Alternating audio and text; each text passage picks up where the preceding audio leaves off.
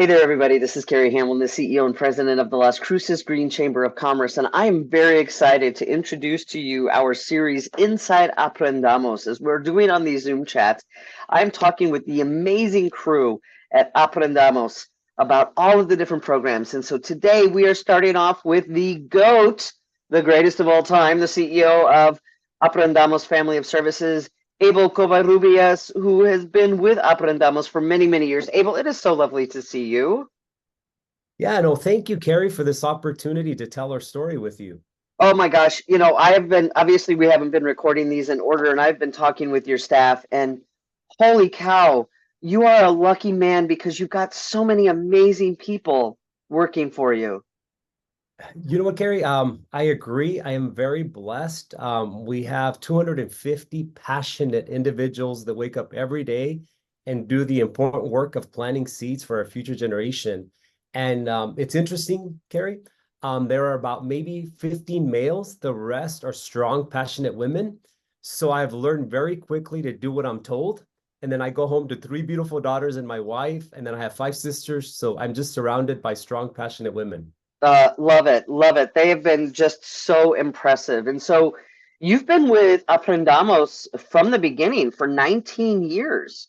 Tell me Yes. how it started because you're kind of this like wonderful secret that I mean, I know there are a lot of people who know about what you do, but I really want to share with other people who don't know what you do because it's amazing.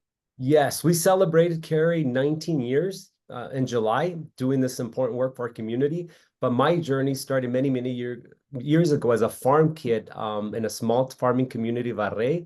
I'm one of nine kids, so I tell people that I ruined too many crops. So my dad encouraged me to go on to college at NMSU, became a speech language pathologist.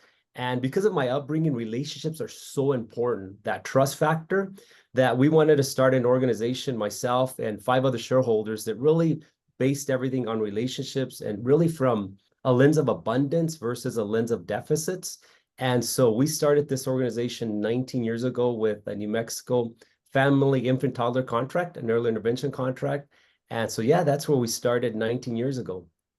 I mean, and you've grown enormously over those 19 years. And so, can you kind of share with us like the big milestones that you've seen in terms of the growth of Aprendamos?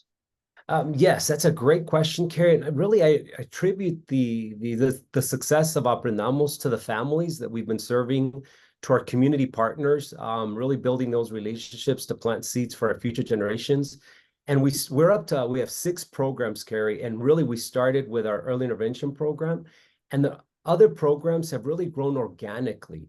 It's our families that fell in love with our staff, and our early intervention program services babies birth to three. So when a lot of our kiddos were graduating, our families came to us and they said, Abel, we love Aprendamos. We love the staff. How can you continue providing these important services to my 3-year-old? They said, and so they planted the seed of an outpatient clinic. And then we started Esperanza Children's Therapy for kids 3 to 18. And so we provide physical therapy, occupational, and speech and language. And we started with our small clinic here in Las Cruces. And it was a family and a therapist that kept saying, you need a clinic in Anthony. There's a big need. And so we have our second location in Anthony. And so our families have really been planting that seed. And as a result, we have opened up our outpatient clinic, and we had a family that said, there's a big need for providing services for children with autism. And there was a family that really advocated for these services. And we started Mariposa Autism Service Center. And so all of our programs, Carrie, have really grown organically. And it's been our families identifying that need. And then we as an agency filling that gap. And it's not only us, it's actually our community partners that have really supported us along this journey. That's incredible because it's like that's kind of how things should grow, right? It's like, what are the needs and how can we address them? Instead of us coming in and saying, well, these are the things that you need to do, and we're going to start these programs, and then half of them aren't really being used. And so all of your programs are being used by community members, and especially I'm so grateful in the rural parts because access to healthcare and mental health care is very challenging when you have transportation issues or you've got a one car family and the person who's working is using that car. How amazing, with those programs, how do you, it's like so challenging when it comes down to running an organization like this, especially when that has grown so much. And so, in my volunteer job, I get to work with you on making sure that these resources are provided. And so, how have you been able to navigate with people in the community here the value, being able to share with them the value of this program, not just to your families, but to people outside like me who haven't needed your services but are grateful for them? How have you nurtured those relationships and shown that Aprendamos is something that is really in demand and very valuable to our communities? Carrie, that's a great question. It's really having the humility and the vulnerability that we can't do it alone. And in order to support that one baby, that one student, we need our entire community. And so really it's building those relationships with community partners to say, how can we help this family? We can't do it alone. And so we need your help. This is what we can provide in terms of that therapy, that counseling, those autism services. But we need support with housing. We need to address the food insecurities that exist within that home. And then, Carrie, being vulnerable to say, and giving our families options to say there are other community partners that do the same work, like Mecca and Tresco, that do a great job in our community. And if we can't provide that service, or we don't, there's not a connection, it's okay. We will do that warm handoff with our community partners, but because at the end of the day, it's ensuring that that child gets the best services. So it's that trust that we build with our community partners, highlighting their strengths so that we can build on their strengths, and then coming together to service that family as a unit, as a community. And that's what I love so much about our community. It's like we all kind of have each other's backs, right? We know who's doing what and how they can support if we can't. And we've got such a giving community. I wonder, do you find that you have, as we wrap up, Abel, do you find that you have a lot of challenges? I mean, you've got a great working relationship with partners. You're out in the community all the time. What are some of those challenges that you face as an organization in order to keep providing those services that are really needed to people in our community? Carrie, that's another great question. I think it's in the recruitment and retention of staff. We are so close to El Paso. So for many years, that was the biggest challenge, is recruiting and retaining our therapists, our staff, and which is great. I mean, we want to support our team members to live out their dreams, in terms of their degrees or making more money. And so really, how do we tell our story and the impact we're having in the community with our legislators?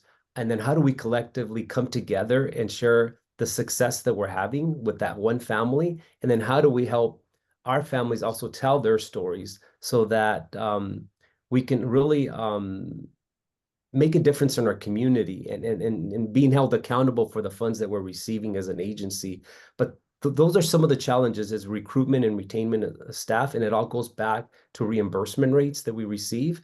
But we make it work. I mean, we've been very blessed over the years. We take funds from one program to compensate another program that potentially isn't doing as well, because we believe in providing those counseling services, those home visiting services, and our services to our fathers, our first-time fathers. Yeah. This was not a question that I sent you, but I'm wondering, like, what are you most proud of with Aprendamos? Because that's your baby. That's my baby, You Carrie. know?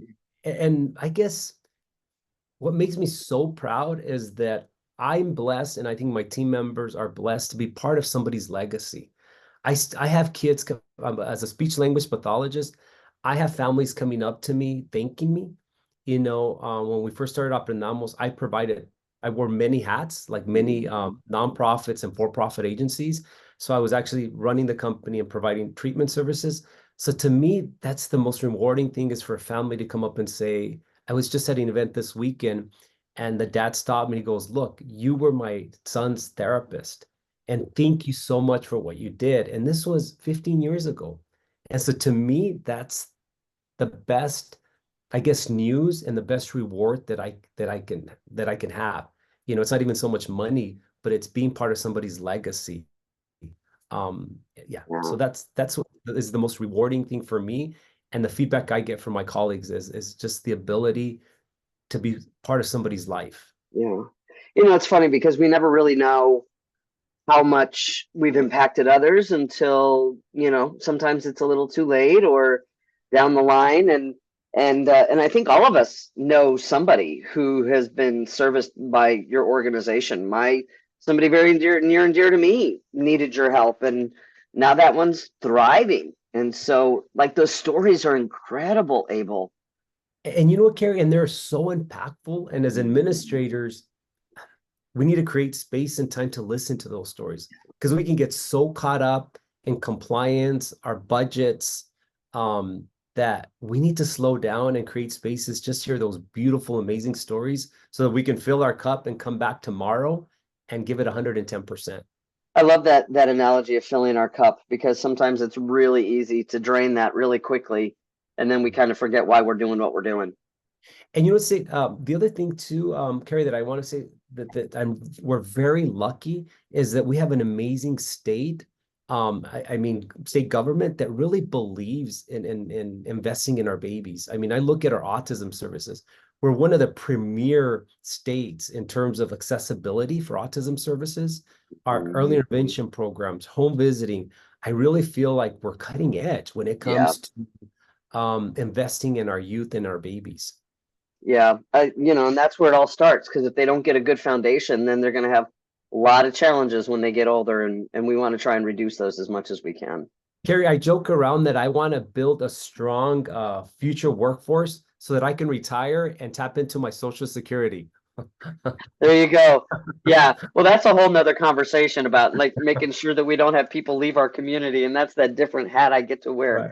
But, Abel, it is so lovely to talk with you, and thank you to you and your crew, for providing these services, because they're so valuable. And if you're just tuning in, if this is the first video that you're seeing about Inside Aprendamos, there are going to be videos that are going to be coming out every week that are going to be promoting all the different programs that Aprendamos offers in this community. And they're doing this as part of their member benefits, which are Zoom chats. And if you'd like to do a Zoom chat, private message me here. I'll be more than happy to schedule that with you, so we can uplift you as well, and we can find out about all the amazing things that you're doing, just like we got to do here today with Abel, and we're going to continue doing with Aprendamos in the coming weeks. And so, Abel, please, a heartfelt thank you to you and your crew, for doing such amazing work in the community. I'm so grateful, and I look forward to being able to highlight you for the next couple of weeks. All right. Thank you, Carrie. And we appreciate the opportunity to tell our story. Sure thing. And if you'd like to know more about Aprendamos, you'll see their information either above or below, all depending on what platform you're looking at. And again, if you'd like to schedule one, private message me here and I'll take care of you. Abel, have a great week, and it was so lovely talking with you. Thank you, Carrie.